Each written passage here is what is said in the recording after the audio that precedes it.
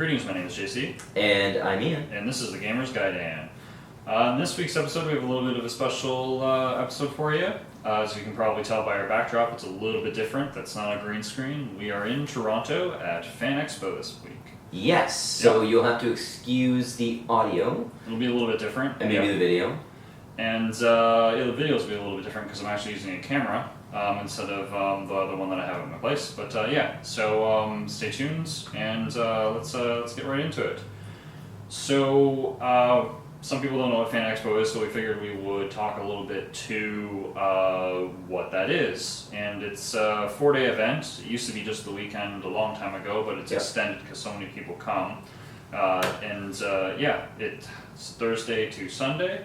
Usually the second last week or near there of August in Toronto. Yeah, it actually used to be the last weekend in August, but they moved it up a week as to not compete with Dragon Con. Right, yeah, and it's convenient too because a lot of the guests who sometimes go to Dragon Con actually end up coming here as well, so they have less conflicts. But I believe the Chicago Comic-Con convention is this weekend as well, so there is some competition there too.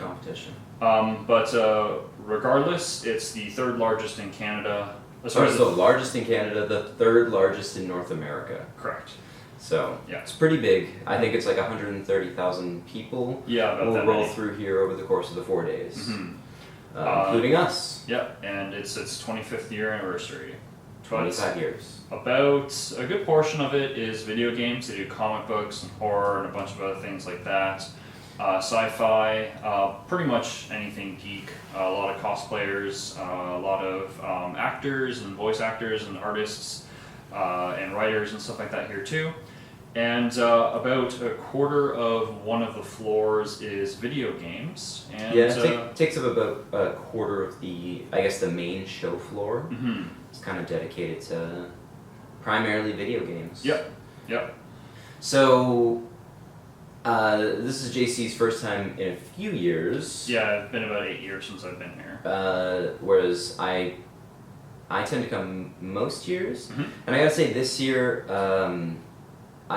it almost seems like there's a little bit less video games than there has been in previous years. Right. But it kind of, it does fluctuate from year to year. We got some pretty decent presents from both PlayStation and Nintendo. Yeah. There is Microsoft here as well. And as far as independent, you've got Borderlands here with their own section. Really, that's kind of it. Mm-hmm. HP has their own section running demos on their machines. And Logitech is also here as well. They're showing off some of their peripherals. Yep. Yeah, and there's a big section. Now, the previous year they had an entire room dedicated to esports. Mm-hmm. But it was kind of separate from the main show floor. So this year they decided to actually dedicate a good-sized chunk of the main show floor to. Yeah, it's pretty cool. They've got their own stage and two setups for the left team and the right team. And their esport game that they're playing is Rocket League, which was pretty cool. Yeah. I don't follow Rocket League. Neither do I. And I don't really know what their kind of plan is, but they have a whole bunch of machines set up. I think you can just sign up and play. Yeah, it was an open invite basically. And then they do have some high level Rocket League players up on the stage doing their thing, and it's broadcast up on the screen. So that's kind of cool. I will say that I'm a little disappointed in Microsoft. Right. I find their presence this year is a little bit, toned down. Mm-hmm. Really, their booth is really focused around Gears 5. Yeah, it seems to be the big game that they're pushing. But they only really have, they've got I want to say, 4 stations inside set up to run the 3-man escape mode for Gears 5. Yeah, which we did play. We did play, which we will talk about in a little bit. Mm-hmm. But then around that, there was a couple Gears 5 photo ops. Yeah, and I thought that they would actually have some stations to actually play the new Star Wars game, because I know that there's a demo available for that they did at Comic-Con, but there wasn't. There was a poster, and then and there was a dude in costume that you could get your picture taken with, but really there was no like anything. Yeah, and it was interesting also because they're pushing the new Mixer app, and they actually one of the activities is that they'll actually walk you through the Mixer app and what it does and stuff like that. So they are pushing that as well, which I found interesting too, especially with Ninja moving over to the Mixer app as well. They're definitely pushing hard on that one. And you know what? I mean, as far as a streaming platform goes, it seems pretty solid, and it's pretty easy if you're running it through a Microsoft system. Yeah, it seems to definitely be the streaming service that you would want to use if you're using Xbox console for sure. Yeah. Or maybe even like potentially on PC, depending. But then you Nintendo was pretty cool. They had a smaller booth, I guess, kind of similar in comparison to Xbox.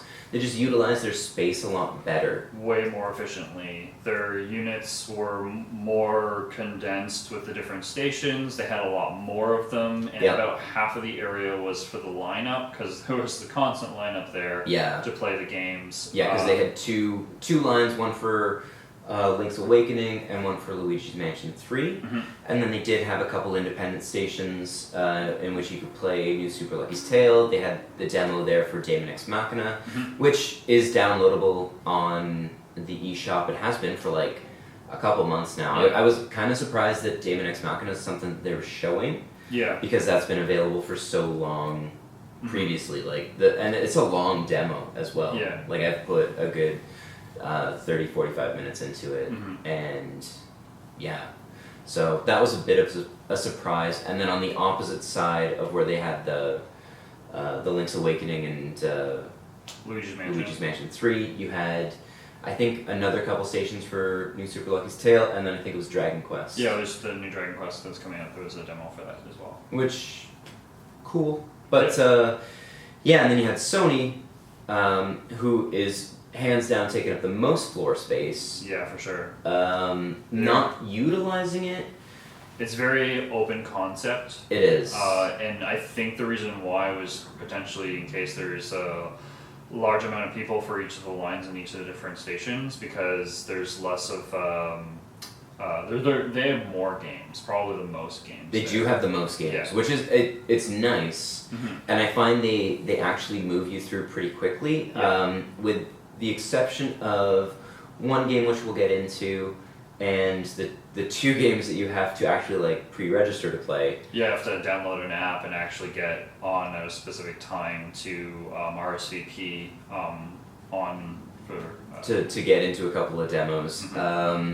Everything else, I maybe waited 5 minutes. Yeah. Or I walked right up and played. Well, there's a lot of people who wanted to play Dragon Ball. We waited about 10 minutes for that. Yeah, Dragon Ball was the only one that we really had to wait for. Actually, I think we probably waited like almost half an hour. Maybe. Because it's about a 20-minute demo. Yeah.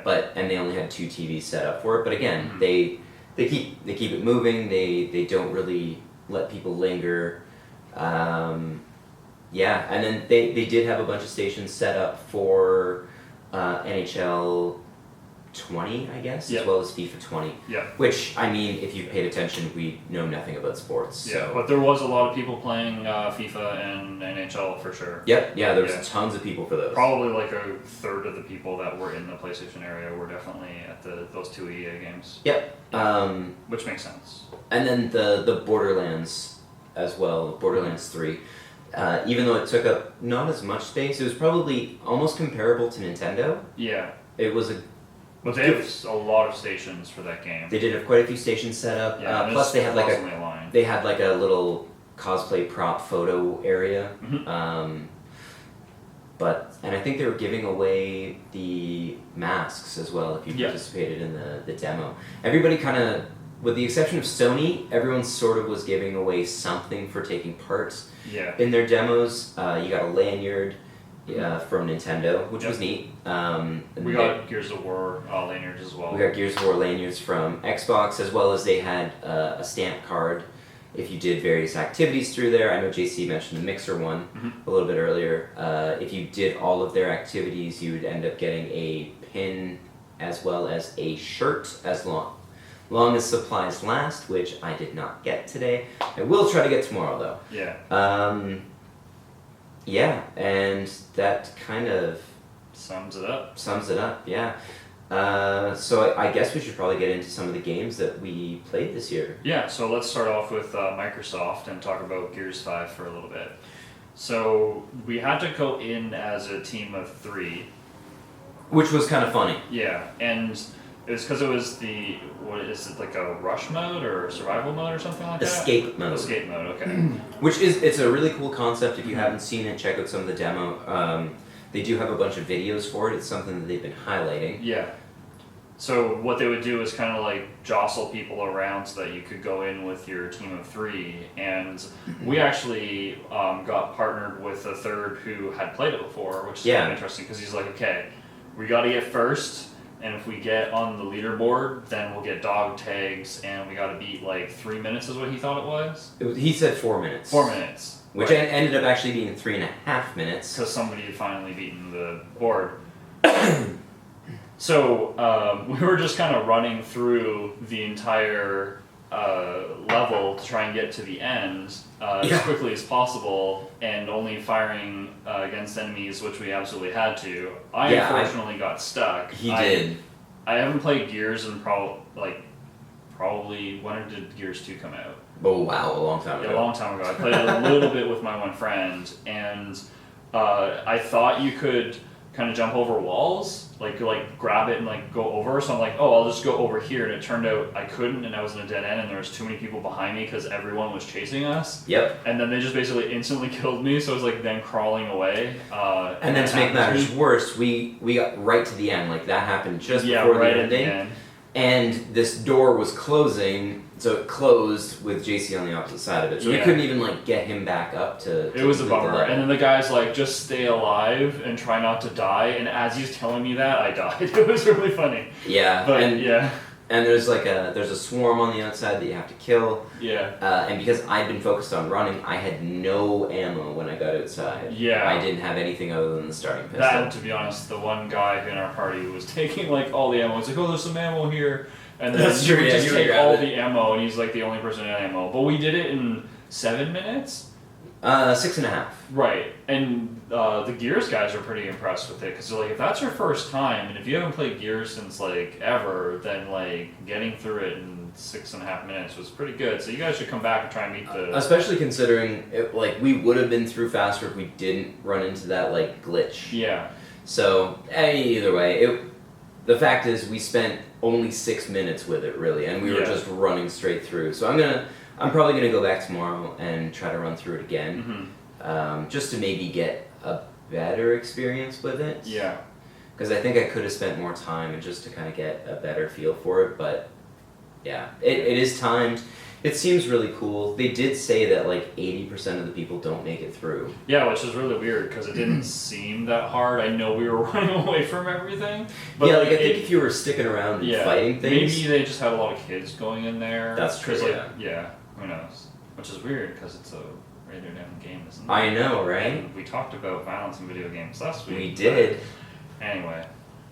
So I'm back from Fan Expo, and I'm going to add in a couple clips about the experience, since we recorded most of the episode segment on Saturday night, and this is some extra thoughts on some of the games. So we actually played Gears of War 5 demo on the last day again as well, and one of our friends came out for the last day, and we played with him because the setup was for the 3 of them, as we had just explained in the video.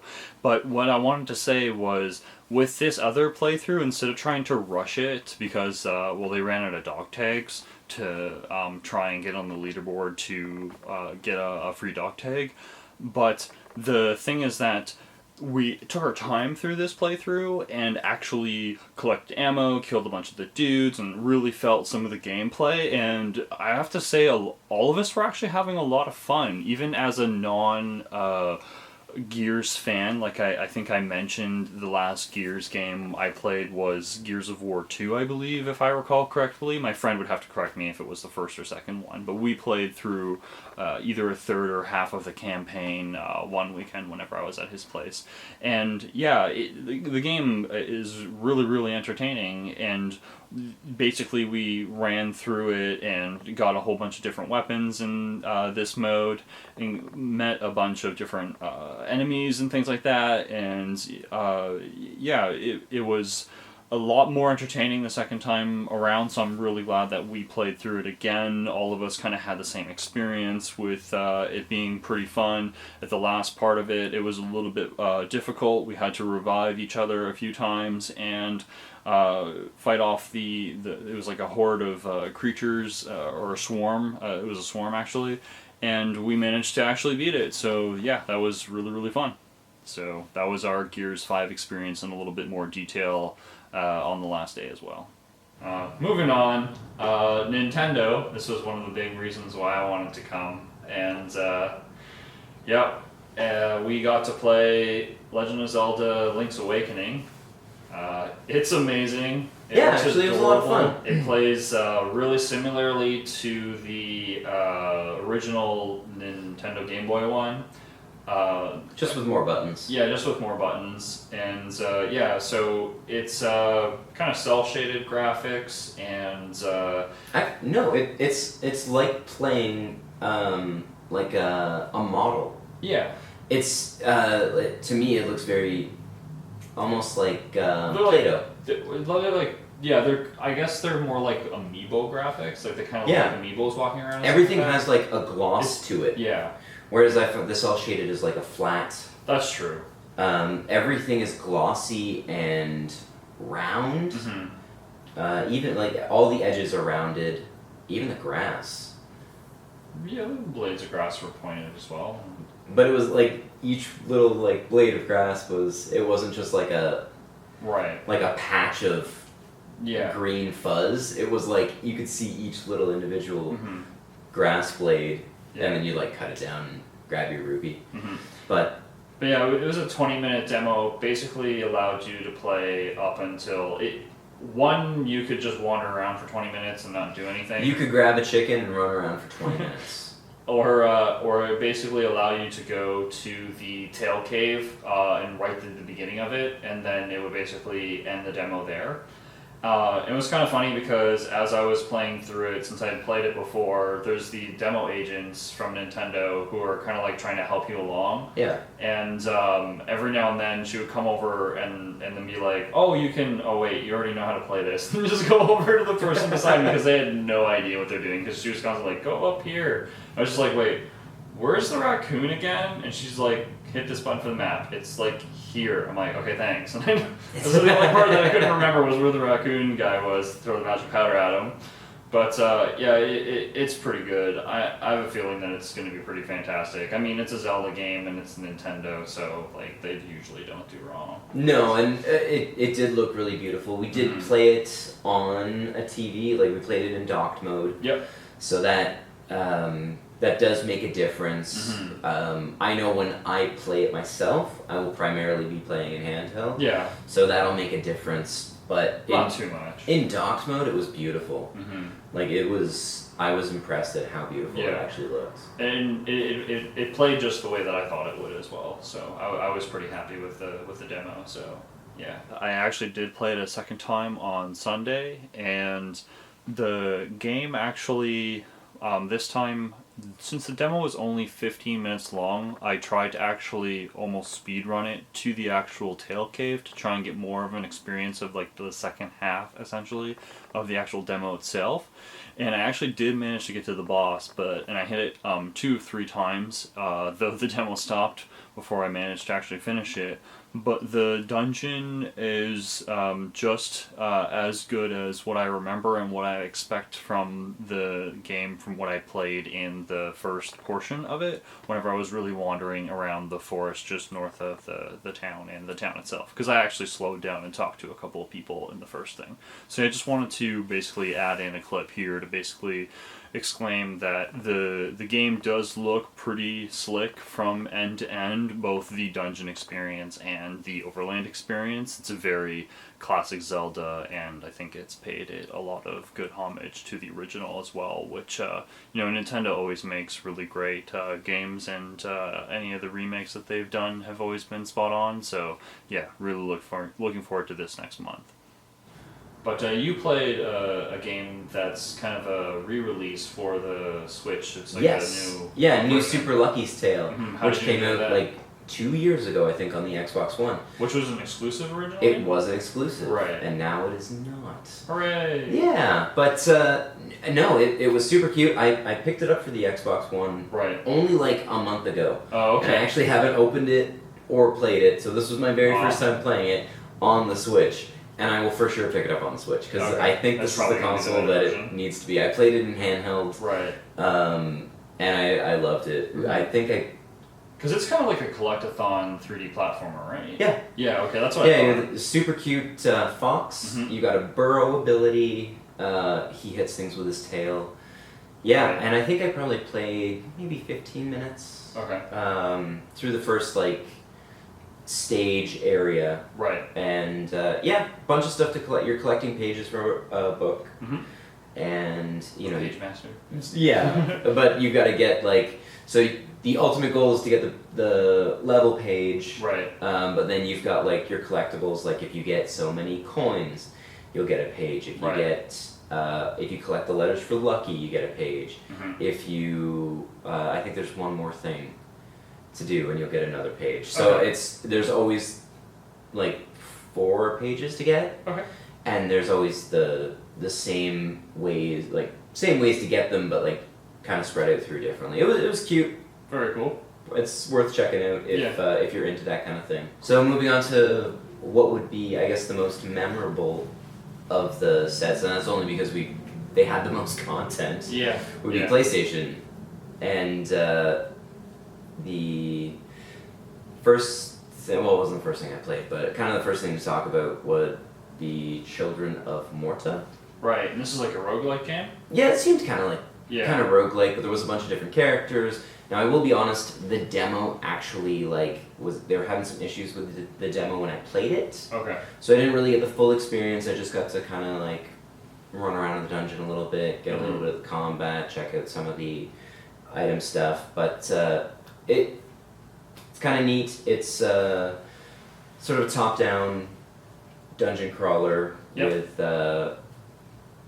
rogue elements, I'm assuming. Yeah, it looked really cool. I didn't play it myself, but I did watch Ian play it, and it's like pixel style graphics, sort of the new age pixel ones. Yeah, it kind of like Hyper Light Driver. This is a weird reference, but if anyone has played Super Brothers Sword and Sorcery, it kind of reminds me of that visually. Not the way the camera is, because that was a side scroller. But all of the visuals, the way everything's laid out, the character models, that kind of stuff, it very much remind me of that. The camera angle is more like Enter the Gungeon or Hammerfall or something like that. Yeah. And it was kind of cool. There does seem to be some mini-games in the dungeons. I had to play Pong against some creature. Yeah, it was weird. And instead of having to knock the ball, I guess, past him, you had to knock it into the other paddle. Right. And it would damage him, and I had to hit him so many times, and then I unlocked some kind of stat upgrade by doing that. So it was kind of neat. It is coming out on everything. Yeah. And I was honestly saying to JC after playing it, I was like, I would pick that up on the Switch if it came out for the Switch. And then we looked it up, and sure enough, it is coming out on everything. It's everything from PC to consoles. So. Yeah, but the next game is a game that we're both really excited for. Yeah. You more so, but I'm definitely going to pick it up as well. Concrete Genie. This game looks amazing. The weird thing, when I got it again, so I think they were still ironing out some of the kinks when we played some of these things, because we did a lot of these things on the first day. So again, this was one that they just kind of threw the controller in my hand and stuff had already happened, and I'm like, I have no idea what I'm doing. Yeah. But once I kind of figured out how to do stuff, it actually, like, the game actually made a lot of sense. The way you paint the world is really intuitive. I like that you pick the shape, or not shape, the brush. You pick the elements that you want to paint. So it's like you want to paint like grass, or you want to paint like a plant or fire, and then you pull the trigger to paint it, and then you actually use the controller. Yeah, it was cool. You move the controller around. Actually, like, paint it how you want, and that was super cool. You get to make your own genies, who are your like little buddies who kind of run through the painted world. Yeah, who have their own wants and needs. They do have their own wants. They do have their own needs. Sometimes you'll have to paint grass for them or paint fire for them, but you get to design them, and you get different parts. Yeah. So you'll have like a different like head. Yep. Which you can, or main body, I should say. Which Right. it starts with a head, and then you can shape the body how you want. Yeah, because it's very freeform and organic on how you create them. You can give them multiple horns, or or 7 tails. When I didn't know what I was doing, I put like 7 tails underneath his chin, and they just kind of like like a waggled across. It was weird, but it worked. I said to JC, it really reminded me of Magic Pen Gel, the PS2, or there was a sequel to it, which name I can't remember right now, but it was that same kind of like, you design a creature, and then the game itself brings it to life. Yeah. And it was really, really cool. I actually quite dug it. The characters were neat for the most part. I didn't really get a whole lot of the story. It was just a demo. It didn't really have everything fleshed out, finished out, and it was timed as well, so it just allowed you to kind of play in that one little city area. Yeah, you were playing in kind of like a dock area, and you got some bullies after you, who all kind of seemed like jerks. I did get caught by them at one point, and they threw me in a dumpster, which I thought was funny. Yeah, and it kind of reset your location so that you could like go ahead and try again. But it's a lot of making the genies happy, so they'll refill your super paint meter, and then you use your super paint meter to take over these areas that have been painted over with like a dark paint. From the bullies.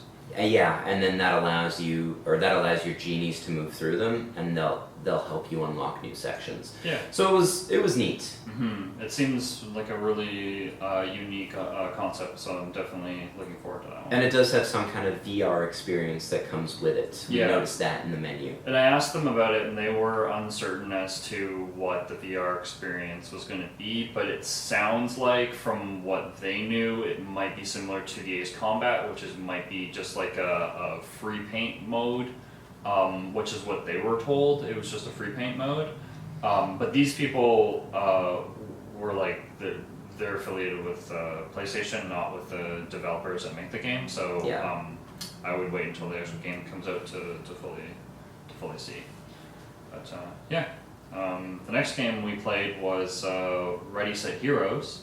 Yeah. This game looks really fun. It surprised me. I was a little uncertain on the first day, and I didn't really want to play it, and then I dragged him along. You dragged me along for the second one, and it's like, because it was 2 teams of 2 playing against each other. Yep. So I was in once it was competitive, and it's really neat. You've got, I want to say, 8 to 10 different like creature characters to pick from. Yeah, and you can change their aesthetics and change their hat. Yeah, change the hat, change the clothing. Yeah. Or their base clothing. Yeah, and each person's like, there's a rabbit and a turtle and a raccoon. They're all like anamorphic creatures that you can play as. Yeah, they were super, super cute. And then I guess the idea is that you play in 2 teams running through the same dungeon at the same time. You've got, we had, I want to say 8 minutes, Yep. I believe, for our dungeon crawl portion. And you both move through it the same dungeon in unison or in tandem. Yeah. So they're two separate instances running against each other. Items and gems while you're doing that. Yeah, so every time you finish a level, you'll unlock 2 chests, one for each of you. I think it actually can run up to 2 teams of 4 against each other. I think so, yeah. So, yeah, even it can be 8-player potentially, which is really cool. But you will unlock a chest for each player at the end. You open the chest and it'll spit out either like a spell, a armor upgrade, a weapon upgrade. Yeah. You'll get 2 though. You'll always get 2, and sometimes it'll be better, sometimes it won't be. Mm-hmm. Yeah, sometimes the item that you had before you can swap out. Basically, if you have a weapon and you pick up the other weapon, it just drops what you had. So it's interesting how that mechanic works. So and you take that 8 minutes to get as far as you can. So you rush hard. Mm-hmm. And then... Yeah, because we were like coordinating with each other, like I'll go down, and then we split up the map basically so that we could get through as much of it and get as many like points as we could, or gems. Yeah.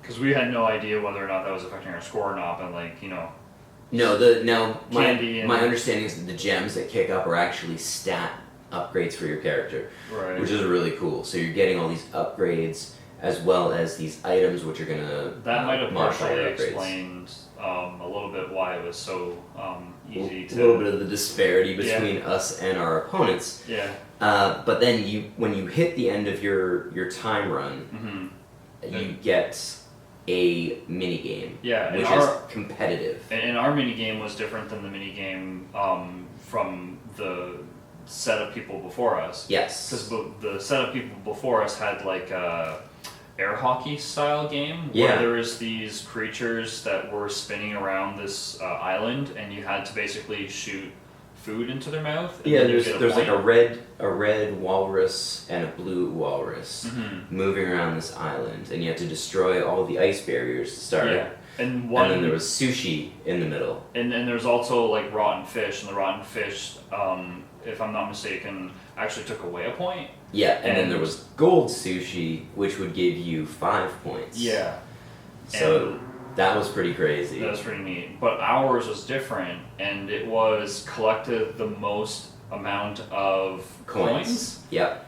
I kind of cheesed that one. So there was all kinds of chests, or not chests, barrels. There was barrels and enemies and monsters. Yeah. But then also your opponents. If you killed your opponents, they would spit out some coins. It was actually the coins from their pod.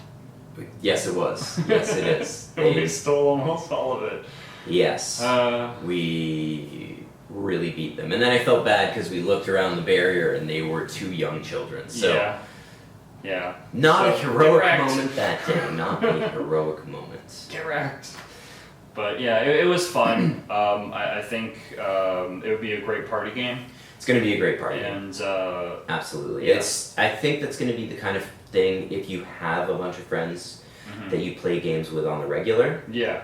It's something that you would start off your gaming session or end your gaming session with. Yeah. You would have a couple quick games of that. Yeah. Or have a couple to start off. And I would definitely say if you have kids who are a little bit younger, it's very accessible to like all ages. Oh, incredibly. It's very child appropriate. Yeah, actually, the group before us was for probably like 10, preteen. Yeah, 10 to 15-year-olds. Yeah. Yeah. And they seem to be having a blast. They probably had more fun than for sure. JC although did. the one set of kids had their dad coaching them. That's true. Yeah. Yeah, but just training future gamers. Yep. Parenting win. But yeah. That's definitely one to keep an eye out for, though. Definitely. That was a lot of fun. Yeah. Another game that's coming out that we played, you were more interested in this than I was. That's true. Dragon Ball Z Kakarot. Like, as we said, it was the only one we really had to wait in line for. Yeah, there was a lot of people wanting to play this, and like everybody in line was like, oh, like, what's your favorite Dragon Ball character? Like, what's your favorite episode? I'm like, I like Dragon Ball. And they're like, they thought I meant Dragon Ball Z. I was like, no, Dragon Ball. Yeah. And they're like, okay. But yeah, it was a lot of fun. It was really amazing. Cool. Although I will say the demo didn't really articulate across what the game was going to be to me. It kind of gave you a little bit of a story, and there was some talking. It was in Japanese, and it had English subtitles. So I don't know if that's going to be the thing for the actual game that's on. My understanding is you're going to have the option okay. to do either English or Japanese. Yeah. But you basically had an open world, and you could adventure and go around, and there was some creatures that you could fight. Like I fought a couple sets of creatures, and then there's like a main bad guy. Do you know who it was? The Raditz. Okay. So it basically goes through a bunch of different, like my understanding of the game is it's going to go through a bunch of different high points through Goku's story. Yeah. And which is kind of cool because a lot of the games tend this to was focus... definitely pre-cell, right? Oh yes, yeah. Like this. So I recognize the character he was fighting. I just haven't seen Dragon Ball Z. The Raditz portion is like that's like the first story arc, right? of the Saiyan saga. You fly around with Piccolo for a little while, and there's some dialogue back and forth between you. A couple random battles. There's a dinosaur that you can take down. And you collect meat. There was a note that like you can cook. There's going to be fishing. Yeah. You get to fly on the Nimbus, which is really cool. Yeah, that was really fun. Or you can jump off of it and then just like fly. Yeah. Which is pretty cool. And that's the thing, like a lot of the Dragon Ball games don't tend to have that open world element. A lot of them tend to just be fighting games. Yeah, so I'm curious to see the end result of how much open world content it's actually going to have. Or if it's just going to be like wide open spaces, much like Dragon Quest, for example. Yeah. But it was neat because even when you get into that combat, it's taking place in that same area, and when it ends, you're not cutting out. It was very seamless to incredibly get into seamless. To the thing, and it was kind of neat. My favorite part about it was whenever I was holding triangle and I looked at you and I'm like, hey, I just have to do this for 3 episodes, right? And then I just did a Kamehameha beam after my power level was like high enough, and it was kind of fun. It was cool. I really am looking forward to it. It's one that is high up on my list of stuff that I can't wait to play. Yeah. So the next game that we played was Control. And yes. I think I'm going to try this game out tomorrow. It actually looked really, really fun. So what was kind of cool about this is Control. So I played it. JC hung out because he wasn't too sure. Yeah. I had heard some stuff about it and I'd seen a trailer, so I was intrigued. And it comes out next week. It actually comes out next week, and that's the cool thing is that they just have the full version of the game here. Yeah, he's like, if there aren't any people online, then just keep playing it. Like, this is the full version of the game, it won't stop you after 20 minutes. We're like, alright. Yeah, so I played it for about 30 minutes. Yeah, I got about 30 minutes, but I didn't want to get too far because I know I'm going to play it. Yeah. Because it is really, really cool. To start with, it's one of the most beautiful games I've played on the PS4. It's very gorgeous. Its graphics were just as good as like Detroit, and like the character models are incredibly sharp. The facial movements were excellent. Yeah.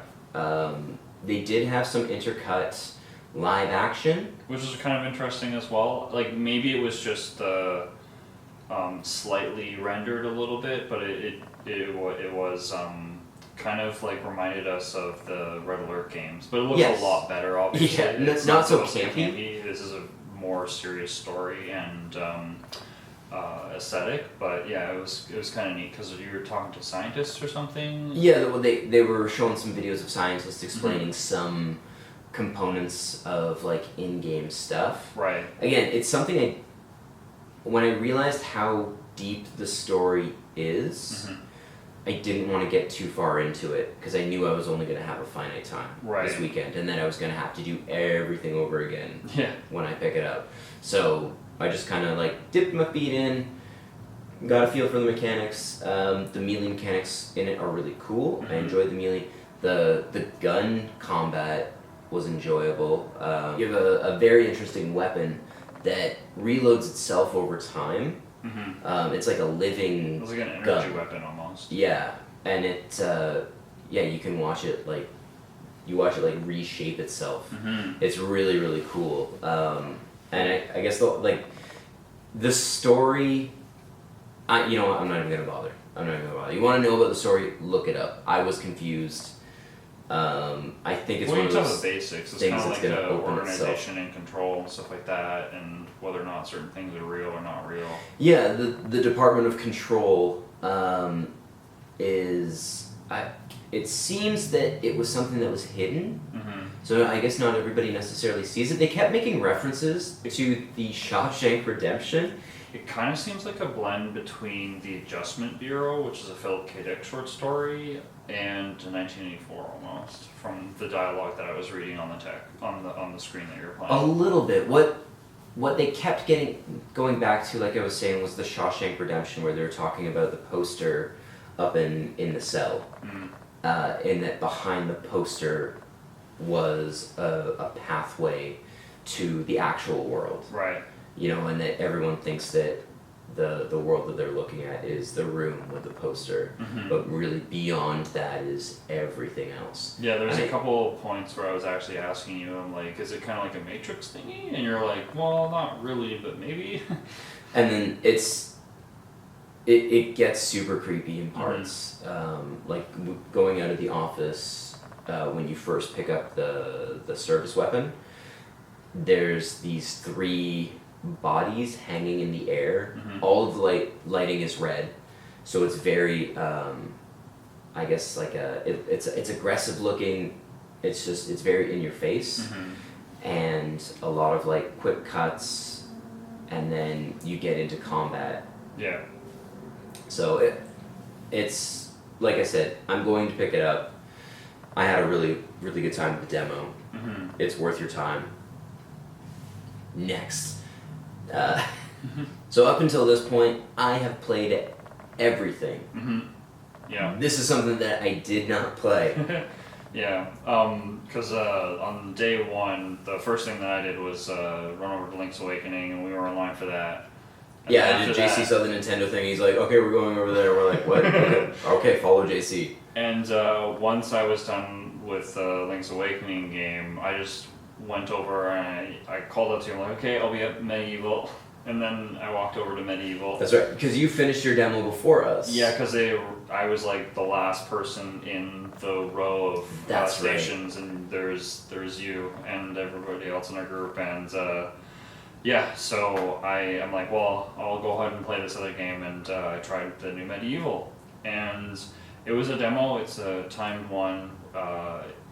Actually, it's about 20 minutes long. And I beaten the original game before, and I just kind of wanted to play it enough to sort of get a feel of like how different it's going to be or how similar. And so I only played the intro and the first level, and the game played exactly like the original, to the point where like they didn't even change the camera mechanics, which I think people are going to have an issue with, because in the PlayStation era, a lot of the time games would be either forced camera perspective with being able to hit a button and switch it, which is still a thing that they do today, obviously, or be completely freeform. Yep. And you would have to basically always control the camera, and that's the way that this game is. And I find that not a lot of games necessarily do that anymore. Some of them definitely do, but because it's a lot of like nooks and crannies that you kind of have to go around, you have to move the camera around a lot in the game, I find, and I think some people are going to have an issue with that. But it is a very fun game. The game looks great, and I find that they're giving it the same love and care that the company's developers did at Activision for both the Crash Bandicoot games and the Spyro games. That was actually going to be my question, is Yeah. how well do you think it would stand up in comparison to those? Yeah, so I have pre-ordered this game, and I'm looking forward to it. It comes out in October. And yeah, so it's... I think it's going to be a great playthrough and a great chance for younger generations to be able to play it. So I just think some of the younger generation will have problems with the camera angles and having to constantly switch it and stuff like that, but get used to it. But that was all the games that we played. Yeah, so we're done. Yeah. Tune us next week for No, we did play one more. We did play one more game. Yeah. We had to Most exciting game. We had to RSVP. We were sitting on our phones this morning. Yep. Refreshing, waiting to be able to get in because there was only 4 consoles available. We got in. We did get in. Final Fantasy fucking 7, Final bitches. Fantasy 7. We got to play the 20-minute demo. Yeah, there is another demo which is a longer one, and I find it kind of curious, probably due to that one being a lot longer. But this was the shorter, the end tail of that. My understanding is this is the same demo that they had on the show floor at E3. Yeah, it is. So yeah, there wasn't the behind closed doors one, which does from like the train up until the fighting the Scorpion. Yeah, that was closer to a 40-minute to an hour. Yeah, and whereas this is only about. This was basically you're at the Mako reactor itself, and then you're jumping down. Mako. That was the surprise for me when you're on your way down the ladder, and Barrett actually says, "I can smell the Mako from here." I'm pretty sure this is going to be a word where multiple voice actors actually pronounce it in different... I mean, maybe, but that was one thing that I was like, huh, okay. Because I've been saying Mako for years. I thought in Advent Children they said Mako. I mean, maybe, but it was interesting to hear. Again, a small detail, but that was one of the, like... Yeah, but you're probably wondering if it was good or not. I mean, of course it was. My was God, fantastic. yes. Holy crap. Like... The amount of detail that they put in this game is just mind blown.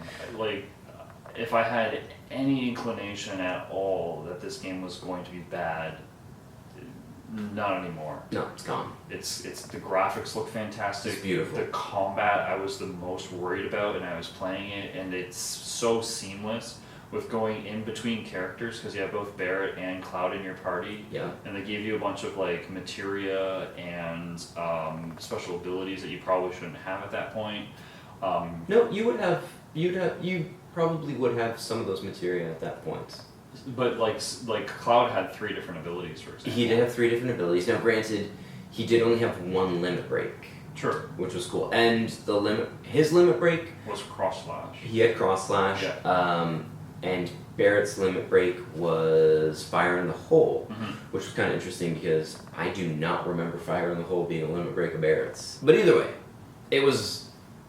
Yeah. So it was pretty short, but the banter in between the characters made the characters feel very real, and they felt like the Final Fantasy VII characters. It was as if it was just that game made today. Yeah. And it shows. It really does show. Yeah. I think my favorite part of the whole entire thing, and I heard another streamer talk about this, but did you talk to Jessie right away? No. If you do, she goes, "Oh, you'd rather talk to me than go to the Mako reactor? Thanks." Yeah, it was really funny. She's like, "Well," and then you talk to her again. She's like, "Get going, don't worry about it." That was pretty fantastic. Yeah. So some other aspects of Final Fantasy VII Remake that I really enjoyed was the gameplay aspects of it.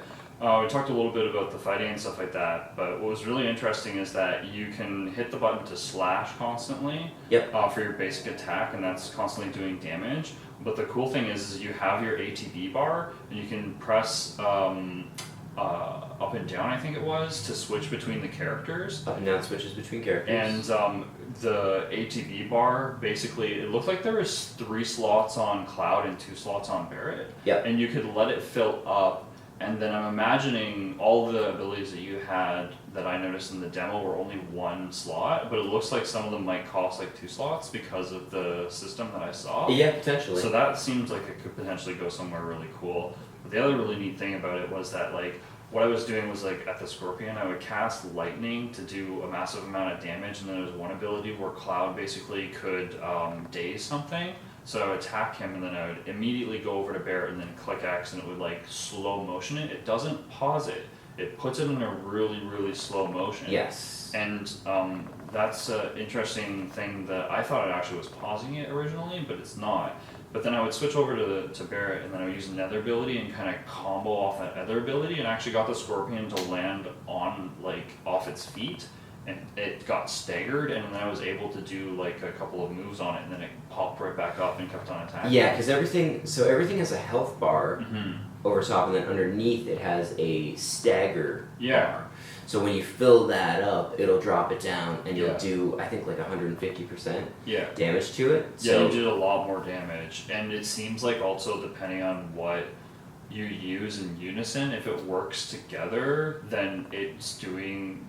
I noticed higher damage numbers. So now, what is a little scary is that you do have to constantly be attacking to constantly keep filling up that ATB gauge. Yeah, because you cannot use anything else other than your basic attack without it. Like you have no access to items or spells. Yeah. So if you're low on health, you've got to either switch to a higher health unit, hope that your low health one doesn't die. Yeah, so you're kind of like using and mashing an action button while you're waiting for your ATB bar to fill up, and that's whenever you use those. And another thing that I thought was kind of cool, with Cloud, as JC mentioned, you mash in your square to keep slashing, but when you switch over to Barret, you just hold down square, and he just like rapid fires, and then he has like a big final like blast, and then you press it again and he'll start over his rapid fire again, and or you could just keep mashing it and it'll just keep like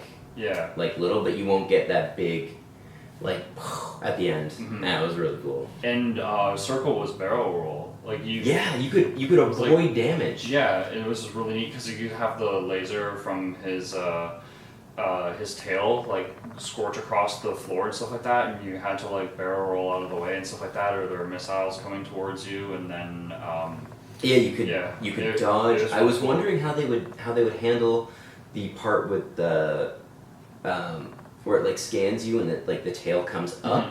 I actually left Barret standing there to see how much damage it would do. It almost killed him. Yeah, I ended up taking that in the face because I was so far back, but it gives you cover that you have to get behind, because that portion in the game you just don't attack it and wait for the tail to go back down, and then you attack it again. Yeah, it was a good way of mimicking it in real time instead of just waiting and doing nothing, which is it's like, no, you have to find cover because it was charging up this huge blast, which was so genius, because what that did was took a really good mechanic from the past, and then it actually took a really modern mechanic, which is cover, and then it blended both those together, and how well they did that, I can't wait to see what else they do with the game. And they threw in some more interesting things, like the scorpion jumped up on the wall. He was crawling all over the place. Yeah, like he moved around a lot, and it didn't really impact the combat. I mean, obviously when he was up on the wall, Cloud couldn't do anything. But Barret could, which is really important too, because there was a notation every now and then. The menu would show up, and it would show you up on the right and say like, here's a mechanic of the game and stuff like that to teach you a little bit. And there was flying creatures flying creatures. Now I did notice that the flying creatures Cloud could still attack. He would do this like if huge they weren't jump. high enough. And like mine, like I was like, oh, that's a ridiculous jump. And you're just like slash in the air, and then like go down after like hovering in the air for some odd amount of time. Also, the materia that was in the sword. There was one green materia in the sword. Now, I mean, he obviously had 4 equipped because he had. Well, some of it's probably on his bracers and stuff like that. That's too. true. I never actually looked on the bracers, but there is one glowing in one of the which slots. Which is the heal material. It was the right color. Yeah. So like you on the armor and stuff like that, you can see it, which is really cool. It was super cool. Yeah. I can't wait. It's gonna be fantastic. I cannot wait. It's gonna be. April cannot come soon enough. Yeah. If it pushes back, I don't even think I'm gonna be mad. It's gonna be that good. I don't.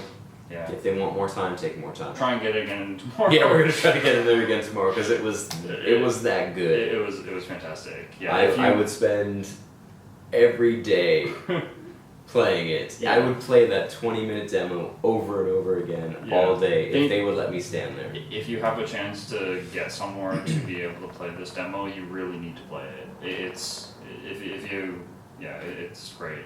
I'm imagining that they would release it eventually. I don't know why they haven't already. Just because they need people to maybe they're waiting so that there's not too much hype and then it dies down and then the game comes out. Yeah, I mean they might drop it down. They might drop this demo early next year for the I guess for everybody to download. Yeah.